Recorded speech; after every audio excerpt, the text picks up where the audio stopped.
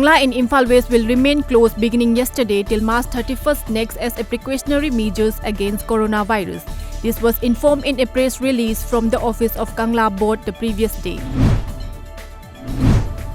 A 5-day-long training program for supervisors and enumerators allotted for the 2021 census in Thoubal and Kakching district has been kicked off yesterday at District Elections Counting Hall, Thoubal.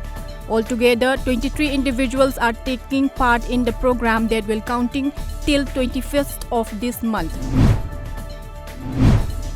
Ahead of the Supreme Court hearing on Madhya Pradesh floor test, Congress leader Digvijay Singh, who arrived in Bengaluru this morning to meet the rebel MLAs, was taken into preventive custody, media reports said, alleging threat to the rebels. Amid coronavirus outbreak, the National Restaurant Associations of India (NRAI), which represents 5 lakh plus restaurants across the country, has advised its restaurant members to shut down dine-in operations starting today. As per resources, this has been done to safeguard the health of thousands of employees engaged in dine-in restaurants who are exposed to strangers every day.